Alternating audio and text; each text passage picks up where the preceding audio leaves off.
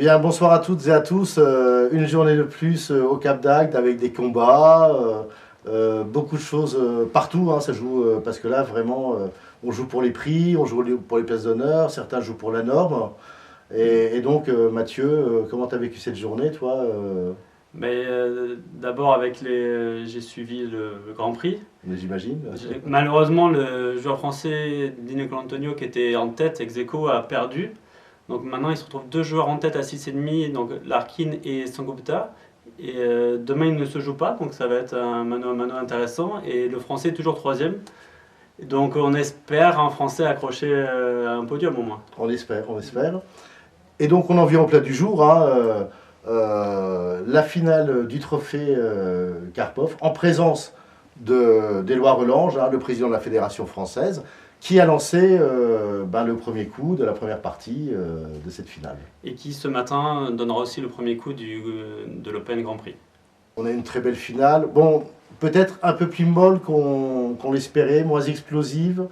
Mais on a eu l'impression que c'est la finale entre Vesselin Topalov et Luka Moroni. Du trophée, bien sûr. Du trophée Karpov. Moroni qui avait dominé le tournoi. Et on l'a senti un peu timoré dans cette finale. Il n'a pas joué son jeu comme il a joué depuis le début de la semaine. Et donc dans la première partie, il s'est fait juste dominer de A à Z.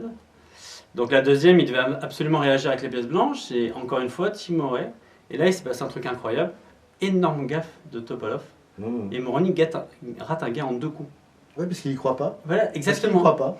On lui a demandé après la partie, il a dit non, mais je pensais que j'avais déjà perdu. Ouais. Et en fait, on a fait des interviews des joueurs. Bon, déjà, Vesselin Topalov, c'est le palmarès qui s'enrichit. Je veux dire, on ne va pas rappeler tout le palmarès des rencontres. C'est un champion du monde. Mais il l'a dit, très honnêtement, il a dit moi, je ne suis pas satisfait de mon jeu. J'ai mal joué, j'ai eu de la chance. Il a expliqué que la chance, c'est que quand son adversaire a une partie gagnante et qu'il la rate, tout simplement. Et puis Lucas, on en parlait avec Gérard Demouide, qui est notre caméraman, qui est derrière la caméra. Et on se disait justement pendant la partie que on trouvait que l'attitude physique de Moroni à la table, elle n'était pas celle d'un vainqueur. Il était, alors qu'il rayonnait, y compris en demi-finale, il l'a dit clairement.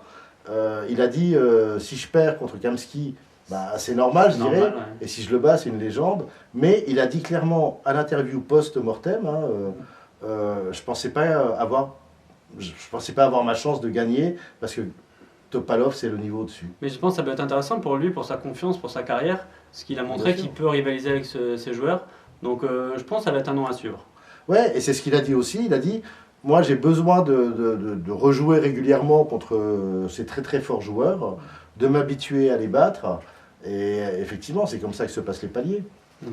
Et donc, le niveau de jeu, comment tu l'évalues, toi, de cette finale et plus globalement de ce trophée qu'on a vécu en 2002? Je trouve que Topalov a vraiment monté son niveau de jeu comme dans la finale. À part la gaffe dans la deuxième, il a vraiment monté son niveau.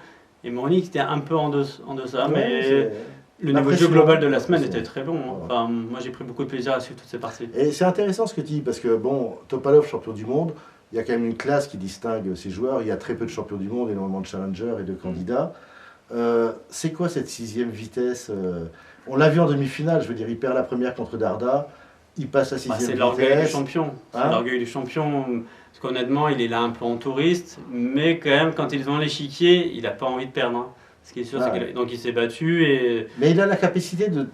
on dirait qu'ils ont la capacité d'appuyer sur le bouton quand il faut. C'est les grands champions. Donc demain, on rappelle 9h la dernière ronde des Open et 14h cette finale si particulière qui va opposer Topalov au vainqueur des autres tournois. C'est ça, Vaillard.